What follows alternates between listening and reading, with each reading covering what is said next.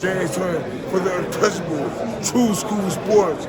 Let's go, baby. Bow! Be careful what you wish for because it can become a reality. Yeah. The untouchable True School Sports Empire proudly presents something the boxing games are missing. Hey, what's going on? It's your boy BT. I came here to talk some boxing with the thousands of True School Sports subscribers. All right, so I wanted to come through right quick and just give my recap on the fights last night. I might pace back and forth, so don't mind that. You know, I got a lot of anxiety, and this is how I deal with it. So we're going to do what we do. But listen, man, really fun night of fights. You know, you guys know I've been very critical of Turkey Al Sheikh. I'll say this about last night's card, and it's my opinion. I think last night's card out of all the Riyadh season Turkey cards, I think last night's card was the best one. So, you know, credit for credit is due. It was a great show, and I did enjoy it. But we'll start with Edgar Berlanga, man, because first and foremost, let me raise my hand because I picked this fight wrong. I was completely playing with Hamza Shiraz. I wasn't giving Hamza Shiraz probably his just due respect. And in retrospect, you know, I wanted Edgar to win. I like Edgar. I think Edgar's a good character for boxing. I feel like, you know, whether you love him or hate him, you know, people pay attention to him. And it's good to have characters like him in the sport. So I wanted him to win, even though I knew he was a very flawed fighter. And listen, reality is cold. And reality is ugly. Edgar Berlanga has been absolutely positively, and it pains me to say this, but if ever this word applied to a fighter on the history of this channel, me saying this, it applies right now more than ever.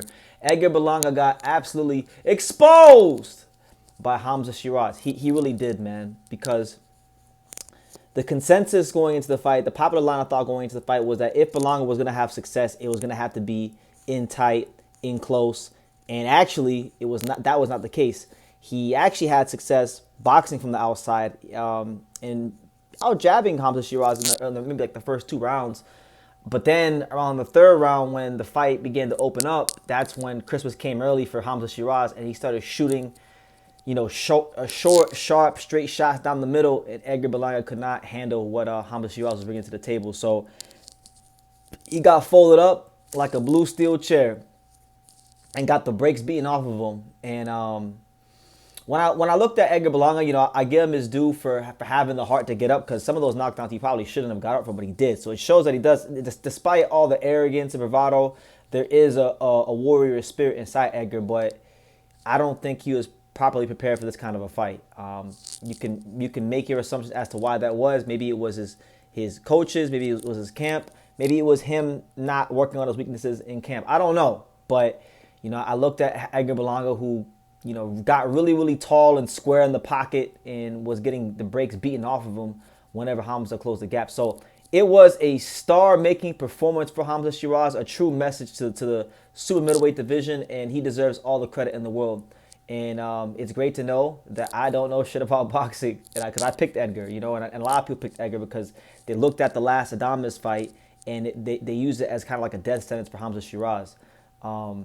And that's why, you know, I say this many times for other fighters, other fights. You cannot judge a fighter just based off of the last performance. You know, I'm not a believer in you're only as good as your last fight. But even someone like me who prides himself in not judging fighters like that, every now and then I do judge fighters like that, and it's not fair to the fighter. So I think Edgar, you know, there's a Caleb Plant fight out there for him. Maybe he does that fight.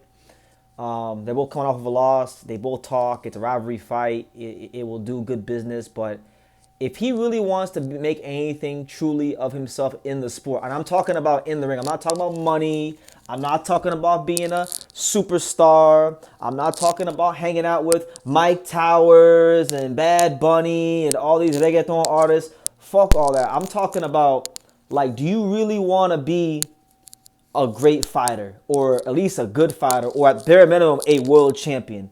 Because, you know, Edgar for the longest time has seemed like he cares more about being a superstar than he does being a champion, and it's showing fight by fight, moment by moment. That ring don't lie, and that ring told the truth on him tonight. So, you know, terrible for him, amazing for Hamza Shiraz, UK. Hamza Shiraz is definitely someone that I think that I think if you're Turkey Al Sheikh, you know, and I said this on Twitter. I said when it comes to these Riyadh season cards, Hamza Shiraz is Canelo. Like, Turkey wants him to win. He's Pakistani, fellow Muslim. Turkey's going to want him to do well. He's got a vested interest in him. He talks about him and more glowingly than other fighters for those reasons. I actually think the biggest loser in all this is not even Edgar Berlanga. It's Terence Crawford. Terence Crawford is the biggest loser in all this because Terence Crawford,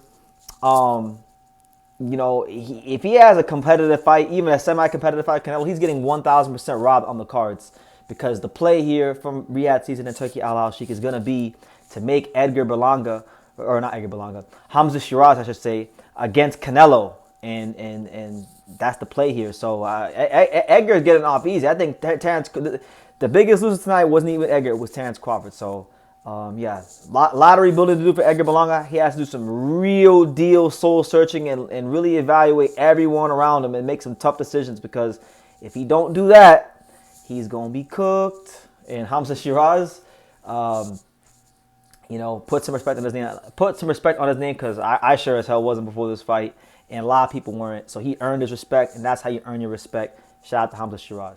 As far as Shakur Stevenson, first and foremost, I'm not really surprised that he won. I picked him. William Zepeda is a good fighter, good volume, pressure fighter. But I feel like his level was already shown in the Tevin Farmer fight. Now, full credit to him. He brought Shakur Stevenson to another level. He wasn't good enough to beat Shakur, but he was good enough and enough of a threat as a volume puncher to make Shakur Stevenson have to bring something out and fight in a different way. So he deserves some credit for the performance he gave. He had Shakur buzz a little bit in the third round, even though Shakur said he wasn't. I saw otherwise. Either way, Shakur was composed. Shakur stood in the pocket, and Shakur showed that keen ability. Like, I remember 3 years ago, when I was in Vegas making my rounds around the gyms, Shakur was sparring and getting ready for the Oscar Valdez fight, and I got a chance to watch him sparring. Or I forgot who. I don't know who he was sparring, but he was sparring some European fighter, and he held his ground very well in the pocket. And I saw at that time in that particular sparring session better inside skills than I had even seen on TV. So I always knew he had the ability to fight in the pocket, but he really showed it in this fight, and he showed that, like, he's not a runner, he's not a track star, and you got to put some respect on his name. So, not really too surprised what I saw from him. As far as, like, what could be next, I would like to see him fight the winner of Tank versus Roach. Truth be told, like, this news came out about Gervonta Davis beating up another woman. And I even know I know some stuff about Tank because I got some reports back recently because someone that I know down in Florida was sparring him about 3 weeks ago, and he didn't. The reports I got back were that Tank was not very engaged in the sparring session and just was looking very, very out of sorts. So I have my reservations about whether or not Tank is gonna beat Lamont Roach, but I truly believe, like, Shakur versus the winner of that fight. Obviously, if Tank comes through and wins, then we get the fight that has been talked about for a long time. We get Tank versus Shakur. But if Roach comes to that, then I think that's a true number one versus number two, because a lot of people, myself included, thought Roach beat Tank quite easily and got shafted on the cards because PBC had to protect their investment.